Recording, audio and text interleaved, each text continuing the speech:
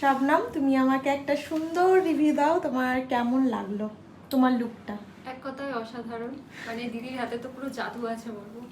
মানে প্রথম থেকে শুরু থেকে শেষ অবধি মানে খুব সুন্দর। তাই? ওটাই খুব ভালোভাবে আমাকে নিষ্ঠার সাথে দেখে করেছে। তোমার আমি অত সুন্দর নই সত্যি কথা। ইস, দিদির হাতে জাদু কাওয়া। একদমই না, একদমই না, তুমি ন্যাচারাল বিউটি, খুব সুন্দর গো।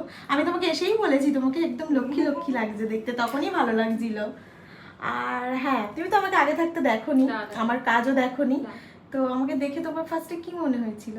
দেখেই খুব মিষ্টি একটা মেয়ে মনে হয়েছে প্রথম কথাতে। মানে দিদি রিয়েলটা বলো। সত্যি তাই, খুব ভালো মনের মানুষ এবং ভালো, খুব ভালো স্মাইল।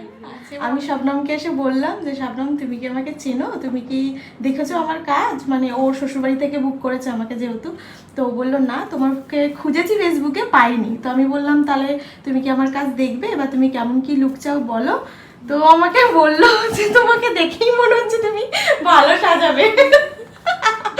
তুমি খুশি হয়েছো, তোমাকে যে হ্যাপি করতে পেরেছি তাতেই আমি সত্যি অনেক অনেক অনেক বেশি আমি হ্যাপি হয়েছি। আর তোমাকে দেখেই মনে হচ্ছে তুমি ভীষণ খুশি। আমি খুবই খুশি, পারফেক্ট যেমন চেয়েছিলাম তেমন একদম। ঠিক আছে, তোমাকে হ্যাপি করতে পেরেছি, সেটাই আমার কাছে অনেক গো।